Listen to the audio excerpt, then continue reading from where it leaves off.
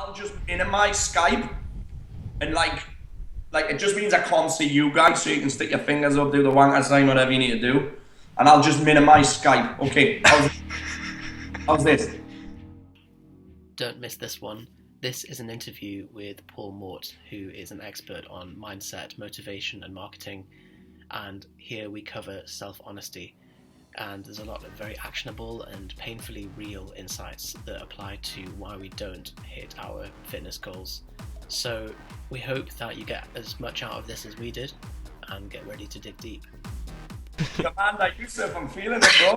The angle of this microphone is very deliberate. I know it looks like I just can't use a headset. It just looks like you're talking through your nose. That's cool. The Fucking aardvark. Yusuf an aardvark. Right, hold on. Let's make sure I've got everything fucking set. Cool. So I don't get interrupted. I'll have to set myself as a way on Skype. I'm ready when you are. We're gonna get Yusuf to sing you in. Okay, so no man, you want my camera on because you're gonna record me, right? I'll tell you what I'll do, right? I'll just minimize Skype and like it just means I can't see you guys, so you can stick your fingers up, do the wanker sign, whatever you need to do, and I'll just minimize Skype. Okay, how's this? Perfect. Yeah, good. Yeah. Okay, see, I'm looking at you now. I'm giving you my attention. Just remember we're watching you. I just need to close these 3,000 fucking windows I've got open. You guys have that? Like 1 million windows open on your computer? Yeah. Just make sure you mute the tabs. You don't want any screaming going off. Well, I closed Pornhub down. I closed Pornhub down before we started. So. Oh, that's good. Okay, gents, I'm ready. Okay, get ready for this. Go, Paul Mort. Na. Welcome to episode 22 of the Propane Fitness Podcast. We have the pleasure of the original Paul Mort today. Hello, Paul. How's it going? Can you tell us who you are and what you're about? Hi, sir.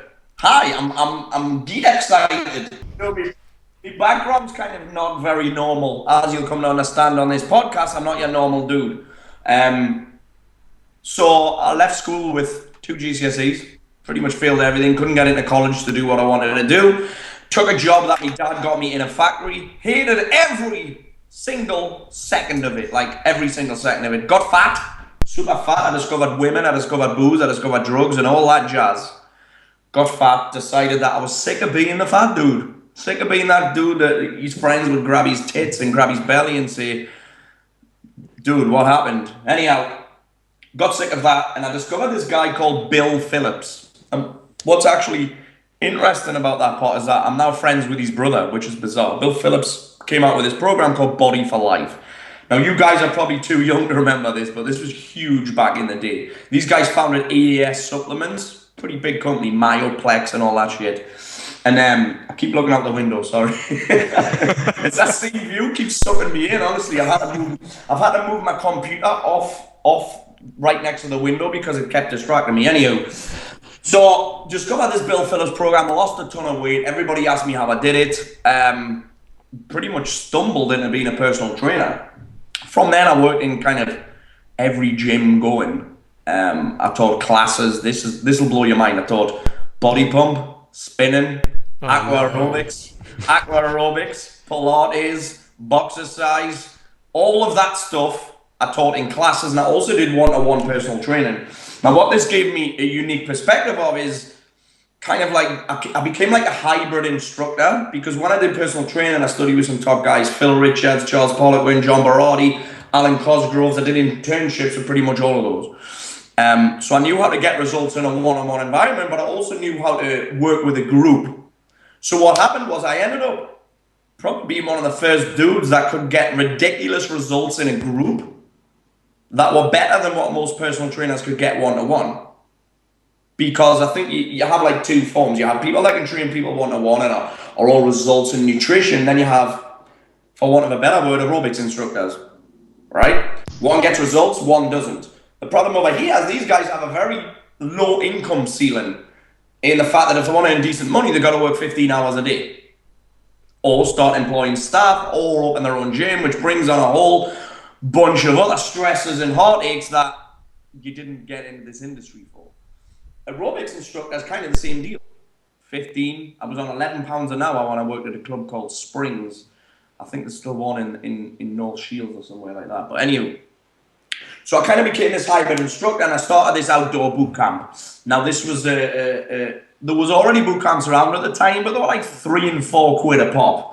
Like, just turn up when you can be bothered. I started this program at £100 a month, and to be honest, it exploded. Like, I ended up with 100 clients pretty quickly at £100 a pop. And the interesting part is this: I'm not from an affluent town. Like, South Shields has got one of the highest unemployment rates in the UK. So people were busting their ass to pay me. Like, they were literally cancelling their Sky subscriptions and shit to come to my classes because the results were insane. So what happened? He has a group big business, and then I was noticed by a company called FitPro. They have this thing called FitPro Live.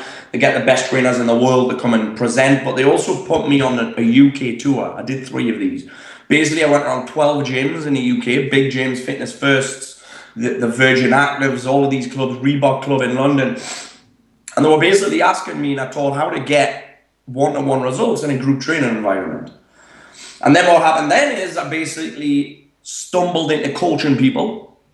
People were like, Paul, how have you built this business like this? How have you done it? So I was coaching people, and at the same time, I built my business into 19 franchises. It exploded. And then I hated it. Like, hated it. Grew this business that I hated. And moved to Marbella. Sold the business because I hated it so much. Then I had a supplement company called Lean Greens. That took a while to blow up, but it ended up blowing up. Ended up doing 6 figures every month turnover. And again, I ended up not really enjoying that either. Didn't really get anything from it. It was a little bit too vanilla for me. So last January, I sold that. In the meantime, I stopped coaching people one-to-one and started a company called Marketing Muscle Inner Circle, which is for trainers who want to stand out like a fart in an astronaut suit and get more clients, get more leads, get paid, etc., etc. That business has really blew up to the point where we're at around 270 members right now. In the meantime, what else have I done? Like, this is where I brag. Actually, I'm not very good at bragging, believe it or not. I've won Young Business Person of the Year twice. I was named in a list of the top 100 most influential personal trainers in the world. I've co-wrote an Amazon bestseller. I've spoken at Body Power. I'm actually Body Power's go-to fitness business guru. Spoken at FitPro Live. Spoken at Changing the Game in Florida. Spoken at events all over the world. That's about me. And I also have bipolar. I'm sure we'll get on to. So yeah, what I'm trying to say with that is look, I have 2 GCSEs. I'm from a pretty shit town. None of my family are entrepreneurs. I have bipolar, and yet I've still managed to achieve a reasonable level of success. So it makes most people's excuses invalid. Yeah, absolutely. Strong introduction. Dude, I'm still stuck just visualizing a fart in an astronaut suit as well. Dude, picture this. Imagine me teaching aqua aerobics on the side of a pool. That's what you want to be picturing. Well, I don't have to imagine. Johnny loves aqua aerobics. He's just always talking about it. Every week. He has a little story about aqua aerobics. We'll get this off on the right note. So I'd once finished teaching a class, and I used to take these CDs with me to put in the kind of the ghetto blaster thing. That's how long ago it was. And I was finishing a class, and I was kind of down on my haunches even, and I was putting the CDs back away. And a lady came over. She must have been about 80 years old, and she said, "Paul, great class." And I looked up, in a swimming costume, and pushed to one side. That's all I've got to say. That was the last time. That was actually the last time I taught aqua aerobics. Yeah. That was the final straw. That was the final straws. Yeah.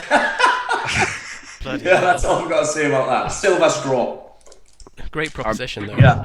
Anywho, yeah. So I probably missed a load of shit out as well. I probably missed loads of things out in there, but yeah, I've had a varied career. So yeah, basically you've been around the houses in terms of supplements, group coaching, online, one-to-one, full whack.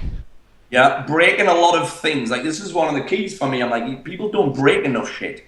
Like, I'm where I am in my career because I've made more mistakes than anybody else and failed more times than anybody else. Like, in amongst all of that is stuff that hasn't worked. Yeah. Yeah. Yeah. And it hasn't been satisfying as well up until that point. Yeah, absolutely. I think one of the problems is that I haven't had a job since I was 20 years old. So it's like I haven't had a comfort net to fall back on. Like my parents aren't rich. Like my mum works in Asda stacking shelves, and my dad's worked in the same factory for 27 years. So I don't have anything to fall back on. So it's like, okay, this has failed, but like I don't give myself permission to stay in failure because I can't. It's as simple as that. Like I wouldn't be able to get a job. Serious. Imagine being employed. Imagine being my boss. Whew. Yeah, that'd be interesting. Tattoos on my hands, tattoos on my neck, terrible attitude, horrendous language. Yeah. But you get the vaginas out of the swimming suits, so...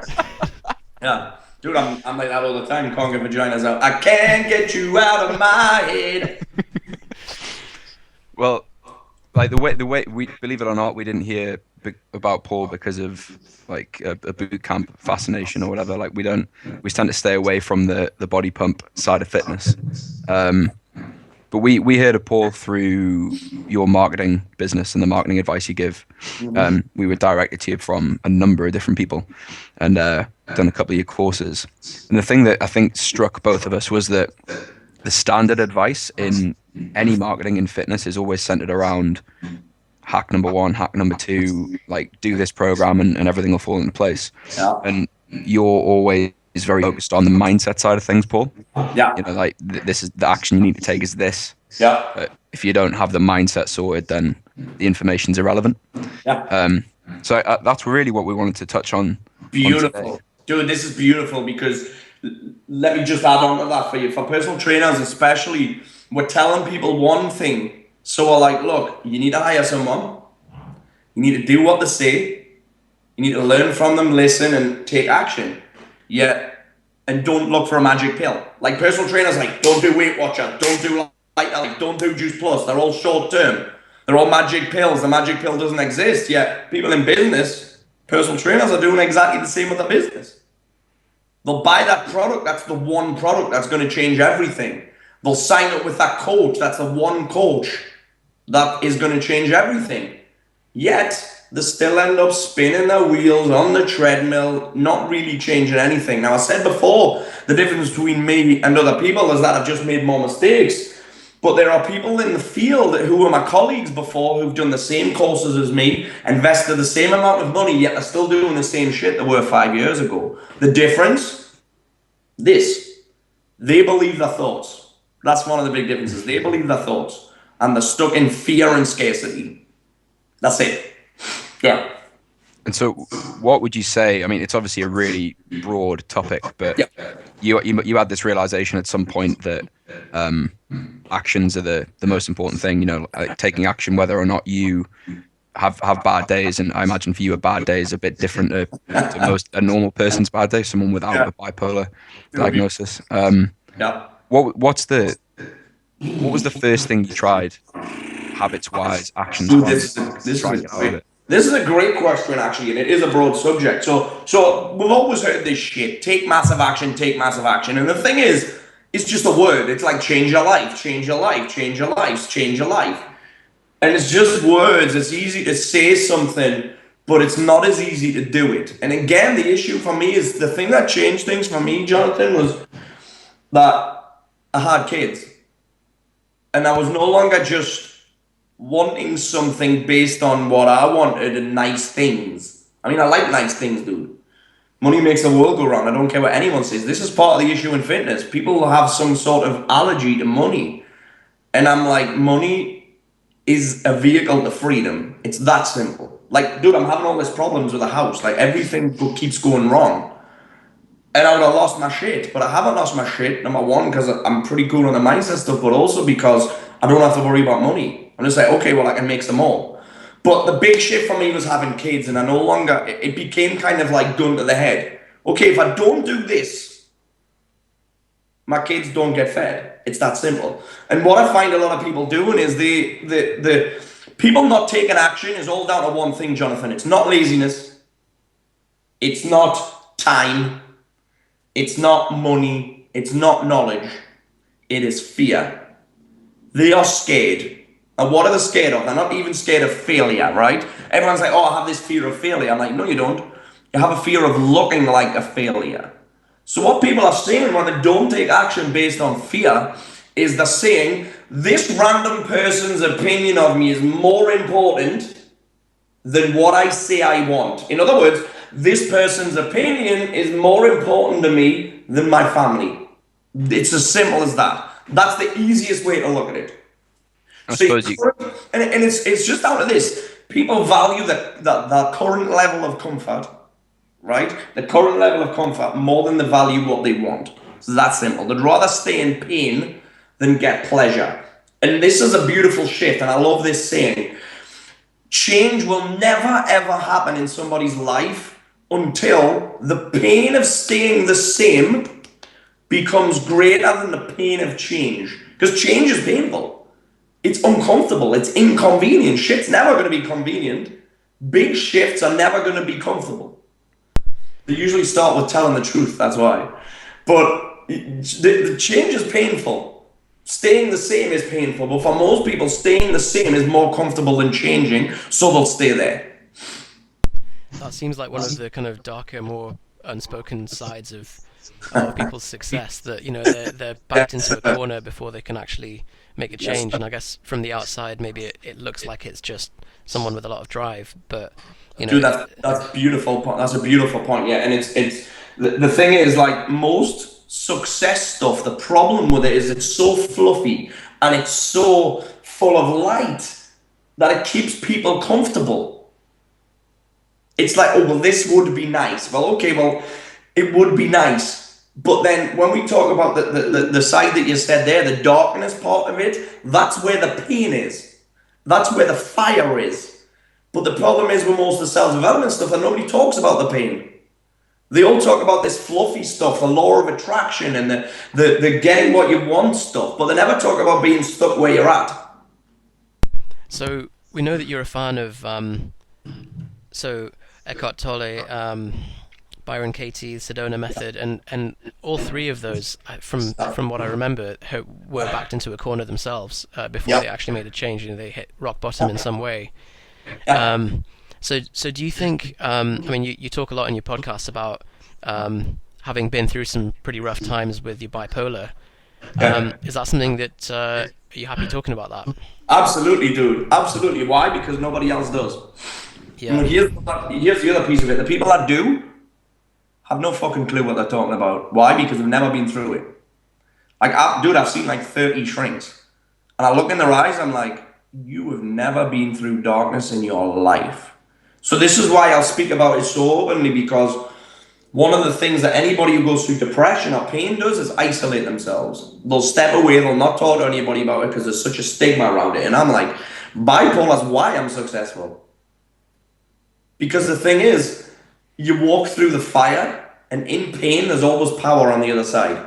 There's always power on the other side of pain, but nobody talks about the pain enough. So, dude, one of the things, I want to just take it back a step. One of the things that I have people do is, I'm like, people are like, why aren't I achieving anything? I'm like, dude, you're just not in enough pain right now. And you believe in your thoughts. Because here's what we do, guys. We set a goal. We do pretty well for a few days or a few weeks, sometimes even a few months, or even just a few hours. And then we kind of stop doing it. Because it's uncomfortable. It's inconvenient. Whatever, it hurts a little bit, it's too early in the morning, you get criticized, so you stop. Now, what you then do is you'll justify it. Oh, well, it's not that important anymore. Or, this is the worst piece. Two things. It's not so bad where I'm at. And at least I'm not as bad as him. At least my business isn't like that. At least I haven't got a job. And I do this. You'll compare yourself to people who are doing worse than you, and that's called lowering your standards. So one of the things that I have you consider, this is totally anti-mush cookie. This is like a mush cookie killer's guide. Write down 5 things that you hate about your current situation. And what this will do is this will start to light a fire. Because anybody can write down 5 things that they want to achieve, write down 5 goals. The problem is it's fluffy. No one gets it. Something's broken in this whole system. It's not very Anthony Robbins. Yeah, dude, something's broken. Yeah, something's broken in that whole system because it doesn't fucking work. So writing down 5 things that you hate, all I'm trying to do here is say, okay, what happens if it doesn't change? So stop repressing or trying to sort of paint a pretty picture on We your always life. play peekaboo. Yeah, playing Yeah. peekaboo. People play peekaboo all of the time. Well, just because you don't look at it, just because you can't see it, doesn't mean it isn't there. So we're trying to set, and this is a nice transition actually, we're trying to set goals that are based upon lies. And you will never get anything that you lie about. So what I'm saying is here is we lie about the current reality. So the first thing that you've got to do when you're setting out on any kind of goal setting thing is get clear on where you're at. Tell the truth about where you're at and how you feel about it and how it happened. Because change only starts from honesty. All change starts from telling the truth. The problem is that people lie. Well, I guess even the process of telling the truth and looking at your own pain is painful in itself, isn't it? So Yeah. It's horrible. It's horrible. Yeah, and this is kind of, we wanted to talk about the bipolar stuff, but this is how it happened. I got exhausted from lying. Like, I got diagnosed 3 years ago now. I got exhausted from lying about how I felt, lying about what I wanted, lying about the fact that I was overwhelmed at being this successful businessman, living in Spain, building this business where I isolated myself from the world, hiding behind my laptop. I got overwhelmed at the fact that I was expected to be a dad and a husband and all of this shit. So I drank, I did a lot of coke, and then I got exhausted. Actually, just over 1 year ago, those cliffs over there, I stood on the edge of them. I woke up in a mental hospital 3 days later. wow. Yeah, just over a year ago. And that was because I still hadn't dealt. It was actually last August. Last August it happened. That was because I still hadn't dealt with the dark side. I still hadn't dealt with all these lies that I basically built a world that was built on lies. So yeah, that's pretty. Somebody asked me the question on the podcast last week, on my podcast, and they were like, "Dude, what made you join Wake Up Warrior?" I was like, "I joined Wake Up Warrior because a week before I tried to kill myself." So that's simple. Yeah. So you're not theorizing. Yeah, you've been to rock bottom and back again. There's no theorizing whatsoever. Yeah. The thing is, guys, before this point, I was telling a lot of theory. I was telling a lot of theory because I didn't want to talk about the practice. Because I was embarrassed about it. I was shamed and I felt guilty about it. Well, there was something you said in one of your podcasts sort of a couple of weeks ago, saying that like all there's a bunch of Twitter accounts coming up recently, like Fitness Expos and stuff, and you're saying how no one can have anything on you if you're completely comfortable with it. There's no shame, and you're completely comfortable with everything about yourself. So Dude, exactly. you're bulletproof, really. Yeah, dude, exactly. Nobody can say anything about me that I haven't said about myself, including all the dark sides. Sometimes I can be arrogant. Sometimes I can be rude. Sometimes I can get jealous of people. Sometimes I can be greedy. Sometimes I'm really insecure. And this is me owning the dark side that most people try and suppress. And guess what? That is exhausting. And the second piece of that is you will also be triggered and get angry all of the time by people that display those qualities that you can't accept in yourself. Talking of those Twitter accounts, that's why those people are so angry. Dude, think about it. Who has time to go on a Twitter and just abuse people? People that are angry. People that, well, dude, you're hilarious. It's funny. But the thing is, people who do that are doing it because they're triggered by people that display traits that they have but don't own. That they're exhausted from suppressing the so-called bad traits and dark side. Yeah, I'm very passionate about this subject. What's interesting is we noticed like a similar, very similar pattern within just helping people achieve their fitness goals. Yeah? I'm getting quite a lot of echo. So they get shit off people? Just 1 second, Paul. Does anyone else get an echo? With the... I'm not. Muted, Yusuf. I'm not. It might be your loudspeaker, Paul. I'm on loudspeaker. Have you got like big speakers plugged in? No. No. That's alright, carry on. Alright, we'll keep going. Sure? I'll re-ask the question, we'll edit it out. You want us to put my headphones in and see if that helps? Might do, yeah. Hold on, I'll plug headphones in. Sometimes headphones really help on these things, because then you don't get too lots. Does this sound better? Talk? Yeah, it does, yeah. Yeah. Much better. Okay, Right. I'll leave these in. Okay. Yeah, I'm feeling the fire here, bro. I'm sweating and everything. I love it. So what's interesting, Paul, is we arrived at a very similar conclusion. Like we haven't been down anywhere near as dark a path as you have, but with trying to help people who get really frustrated with changing their appearance or their performance, quite often there's this period of time where you can throw advice at someone and none of it sticks until something happens that makes them, like, forces them to change. And I think there's quite a common situation with people's health where they get a health warning from a doctor, and all of a sudden it's like, I'm not going to live till I'm 50. I need to change, and then all of a sudden it's simple.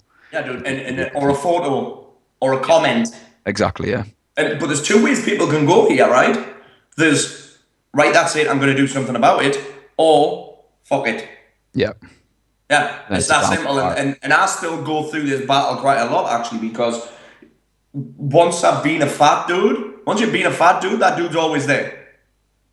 Like, he's just waiting to get out. It's almost like the dark dude, the angry dude that's inside of me is also the fat dude. Like, seriously. Yeah. So I've got to let him out every now and again. Like, I've got to let him out, or he'll come up with the most, like, he'll just come out with the most inopportune moment. But it just means that I'm always battling my weight, so I understand what people are going through here. And it's not easy. It's not as easy as trainers make out. Most of them have never been out of shape in their life. Yeah. So it's quite a difficult one, but I love that point about the thing that happens, and I would actually call that the fuck it moment. Fuck it, I'm going to do something about it. Fuck it, I'm going to die anyway. That's the way the way the two pieces go, right? Yep. Yeah. Yep. And I suppose what's difficult is someone, most of the population is made up of people who've not yet reached that point, and they're just kind of heading in that direction. And it's how you take someone in that position who knows that they're not quite where they want to be, and how do you force that realization? The beautiful part of this is, and the difficult part of this is, that's normal now. It never used to be. When I was at school, there was one fat kid in the class. When I picked my son up from school, now he's 4 years old, he's probably the only one that isn't fat. Like, dude, I go on holiday. Like, every December, I go to Centre Parks with the kids. The kids love it. And there's men with T-shirts on in the pool. And I'm like, dude, surely this is the point when you do something about it. But here's the problem with the breaking point. You can either tell the truth or continue to lie. The thing is, with lying, it's the most convenient route. And people will do anything for comfort and convenience. It's more comfortable to lie. It's more convenient to lie than it is to tell the truth. But not tell the truth to people around you, tell the truth to yourself. Because the truth hurts. I suppose the more common it gets as well, the less that pain becomes of admitting it. The thing is, the whole comparison thing again. At least I'm not that fat. I see. At least I'm not him. So then how would you get someone to break out of the trap if they're kind of cruising along and they're not doing terribly, but they haven't hit rock bottom? Surely I would have thought that's the kind of trap. Dude, it's a cracking question, and my answer is very different. There's two things here. One, you got to get very good at asking questions. Like, I'm doing an event on Saturday in Newcastle, and there's no content. Like, not a single slide. I'm asking questions the whole day. Because the thing is, you can spoon feed and you can shout at people and you can give people content and advice all day long, but it's not gospel until they say it. Does that make sense? Yeah, absolutely. Yeah, so definitely. coaching is really about, and I've actually just kind of figured this out. Coaching is not about me giving you the answers. Coaching is about me asking the question. Because you don't get great answers, you don't get the answer until you ask the great question. So you can give someone the answer, or you can ask the question that has them figure it out, which is the second part of it. You've kind of got to call people out on their bullshit. Dude, is this really what you want? Is this really what you want? Like, the first question that I ask on any course or any event, and any call that I do is, why the fuck are you here? Why are you giving up time? Why are you giving up money? Why are you giving up all of this stuff? Like, what's the real reason? And dude, the thing is, in weight loss, it's never about the weight. It's never about the number on the scales. It's about what happens and the feelings that occur and the events that happen as part of the weight gain. So if you start to dig in and go down that route, that's where you find the real power, because that's where the pain is. The pain is not the number. The pain is the feelings, the moods, and the events that happen as a result of the number. Does that make sense? Yeah, so Completely, yeah. So you've got to dig and find that discomfort and uncover it before you can go any further. And that really rings true. I think I'm sure Johnny will agree that out of all the people that we work with, it's the ones that are the most frustrated and have kind of been led to us as a last resort that make the best progress continually. And they'll stick to the program with no deviation. And it starts with honesty and it ends with honesty, because sticking to the program is just honesty. Yeah, exactly. Yeah, it's just honesty. And the what was I going to say there? I had another point to add onto that. Doesn't matter. I think it's the thing we've noticed as well. Definitely is there's the people who are there. They want to make change because it might be nice. Yep. And then there's the people who are doing it to move away from like a deeper pain or discomfort. Yep. And it's the latter that always make the most progress, because they're moving away from pain rather than towards pleasure, I guess. Yeah, that's an old Tony Robbins saying. Yeah, absolutely. And I completely agree with it. It depends what motivates you. And at some point, I also think there's a crossover. Almost in the middle. Okay, well, I've lost a little bit of weight now. I can either go back here or I can go back here. And then I think you've got to find out which one motivates. So you've almost got to keep asking the question again. Okay, what do you want? You can go back here, because this happens to everybody. You can go back here, or you can go towards here. You're smack bang in the middle. And this is where you've almost got to stop and tell the truth again. And you've got to stop the whole comparison thing. Because, dude, here's the beautiful part of this. I posted this on Facebook this morning. I keep saying that, beautiful. I'm feeling gentle today. If we'd have did this angry yesterday, I would have said fuck about 1 million more times. Sometimes I just wake up angry. It's crazy. But I've totally forgot. What was my stream of thought? Where was I there? Where was I? Doesn't matter. I'm stuck. I'm just spitting a lot of words at you guys. No, it's good. It's good. So slightly different. The comparison thing. Without anybody to compare yourself to, that's where you can start finding out the truth. Like, if you don't compare yourself to anybody, is everything okay? It probably is. Wherever you are, if you don't compare yourself to anybody, is everything okay? It is okay. So then we can start getting clear on what is what we want. I just love that question. Like, who would you be if you didn't have anybody to compare yourself to? Well, actually, I'd be a fucking badass. It's a pretty cool question. Like, without anybody whatsoever to compare yourself to, then add another question on the end. You can do whatever you want with that question. It's nice. Well, I suppose. Okay, I'm done with that one. I mean, if you're not comparing yourself to anyone, you take off both the floor and the ceiling. So. Dude, that's a cracking point. Yeah, because we can go two ways with comparison. We can compare ourselves to people who. I do this in business. Like, I'm terrible. I'm like, fuck, this guy's doing better than me right now. I'm like, yeah, but he's a one-dimensional douchebag that has no life, never sees his wife and kids. I'm usually the guy that has to be done by 3 o'clock every day so I can pick my little boy up from school.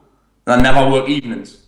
Hardly. Like, probably 5% of the year I'll work evenings. Like, I did a podcast last week because that's when I could fit people in. But what's the point in me comparing myself to those guys? And the other thing that we do is we can compare ourselves and go get down on ourselves and beat ourselves up because of what somebody else is doing. Or we can do what I said before and compare ourselves to people that are doing worse. Or we can use another piece of this which is we can compare ourselves and use them as a driver. But again, the problem is that most people, especially with social media, most of what they're doing is absolute horse shit. Like, they only share the highlight reel. And we only look at our bloopers. Like, we only look at the bad shit. Like, here's one of the things that I do. Like, I'll get like 100 retweets or whatever, 100 likes on something. One person criticizing me and I lose my shit. Like, that can happen. I'm not really like that now, but like a year ago, I'd just destroy the person. I mean, I still like to have fun and I like to mock them a little bit for criticizing me, but it's like that can happen to a lot of people. Like, one bad thing and send you into a spiral and a drift. Yeah. Well, that's an interesting thing about the bloopers reel as well. And, you know, when you're saying in terms of comparing yourself to someone who you perceive to be above you or in terms of jealousy, like, you've got to take the whole package. And like, if whoever you're comparing yourself to succeeds in one dimension, but is a one-dimensional douchebag, Gotta look at the whole picture. Dude. You gotta almost go back behind the curtains and say, okay, what's the truth about this guy? Or just think to yourself this is a classic Byron Katie. Whose business am I in mentally when I'm looking at this guy's shit? Because I'm minding his business. And if I'm over there in his business, who's minding my business? So it's just like, and this is something that I have to do. I'm just like, okay, notice that I'm in somebody else's business. I'm thinking about what they're doing. I'm thinking about what they're thinking about. How can I know that? Who's taking care of my mental shit here? So I'm just notice, bring it back. Notice, bring it back. It's a really nice way to. And then what I'll do is, if I'm looking at somebody else in business, especially, I'll then just create on the back of that, and then I'm like, right, I'm back in my business. I can't affect their business. I'm just going to do mine. Just take care of me. Speaking of that, then, of noticing and bringing it back, do you have like a systematic daily practice? Dude, yeah, dude. Dude, here's the thing. Okay, so that was part 1. If you want to listen to the second part of this interview, click on the link in the description below. If you're listening to this on iTunes, go to our website, propanefitness.com, and search Paul Mort.